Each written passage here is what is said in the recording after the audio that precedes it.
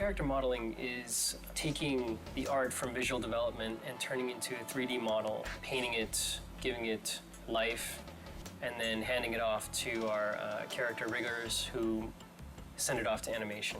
So we actually create the object itself. It's in general just become, I guess you'd say, more sophisticated, but it's more of a traditional media now. It's kind of, if you know how to sculpt traditionally, then you're going to transfer right in. Traditional skills are playing a more important role, which is great. Do you feel that you channeling the great masters of art history to help you achieve I believe a new level? Raphael, you know, they speak to me. Really. One of the big things that I was looking forward to doing is nasty stuff like this, because before this I'd been doing more technical stuff, more like realistic humans. Doing realism is fun to a certain extent. It's more fun to do something that's slightly realistic. There's more artistic license as far as where you can go with it. With realism, there is no artistic license. Creature design is kind of the most exciting thing. Like Peter was saying, artistic freedom, and just you can do kind of whatever you want and you push things. I mean, that's what the great masters did, so it's just exciting to work on that kind of thing. That's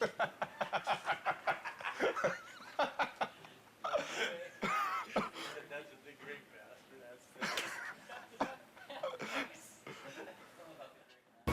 Here's my workstation. I have my Cintiq, which is what we use to paint and model. This is the monitor that we can actually draw on, paint on the screen, sculpt in ZBrush, which is very helpful and amazing. And then on the left of me, I have my standard monitor where I usually keep my reference. We're able to give metal a kind of specularity that we couldn't before. Scratches, blood, a real shine and realism that we couldn't deliver on the last project. We are working with a lot more polygons and a lot more textures on our project this time, per object. Here's Hermes, the concept art that I got from Andy Park, who did a great job. You can see the boots are in there and what color they're supposed to be, what material. We're still working on the cloth, making sure that's all rigged nicely. And right now, I'm fighting with the hair, trying to make the hair look good. So hopefully by the time you see this in the game, it'll be looking nice and transparent. So here we are starting him out in ZBrush and adding a lot of the little detail.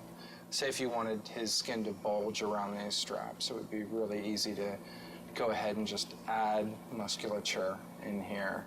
Today you may defeat me, but in the end, Kratos, you'll betray only yourself.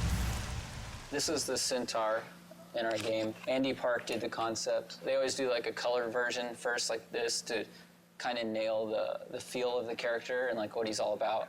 And then they'll give us these turnarounds like this one. We have, you know, the horses have these like chest muscles that kind of flow up into the horse neck, you know, this way. And we have abdomen muscles and these obliques that kind of flow in. And where our hips sit, you know, is kind of where their shoulder blades sit. So typically most people draw centaurs. You know, I'm not the first one to make one of these things. So, you know, this has been thought about before. But typically, you know, our hips, like where the hips would sit on a human, they put where the shoulder blades would be. It feels kind of like it would work, you know.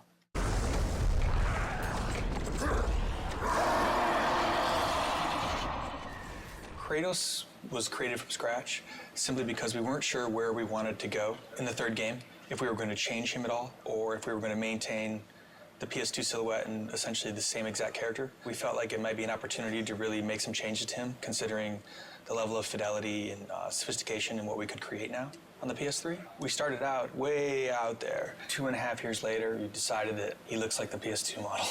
So we're back to where we started, but it's really coming together, and it's right for the game. Kratos is a very heroic, very stylized silhouette, a very thin waist, very broad shoulders. He has kind of a swimmer's build on steroids. He's 8.5 feet tall, and he has a head the size of a 4-foot-tall person. His waist is probably thinner than all of our wives. He's a trippy-looking guy, but he reads really well in the game. Basically what I'm working on now is we've got an upper body and a mesh that the art director, as well as the director, really like. So now it's a matter of creating a blend map, which is new technology for Sony Santa Monica, in that we can do expressions. Basically, I'm just creating the rage, sculpting him looking angry, and we'll be able to blend this new facial expression into the current model. So we can go from here to here. The satisfaction comes in seeing him in the game saying, wow, that's him.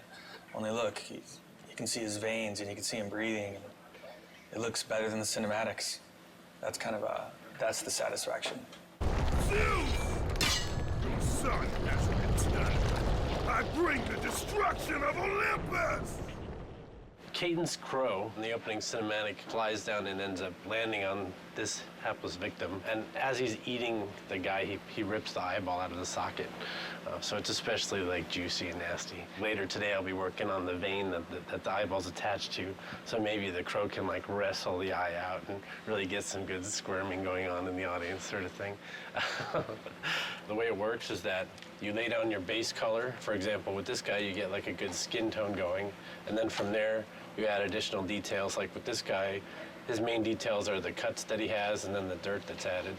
There's some sort of distortion going on here, and that's because it's actually being wrapped in 3D. So you can sort of feel where the chin line is just because of how these are bending.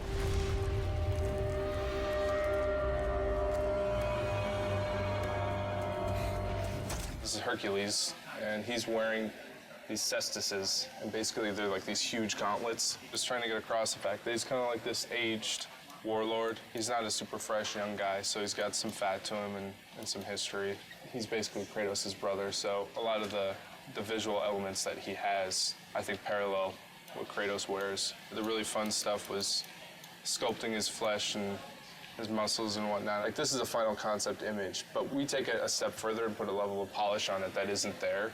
Because once it's here, this is a beautiful painting, but once it goes in the game, it needs to be perfect at every angle. Every angle you look at it has to be a great piece of work. So it's you have to go in and you take this and you take everything a step further, and you know there can't be any mistakes. Call it my 13th and final labor. Soon I will become the god of war and claim the throne for myself.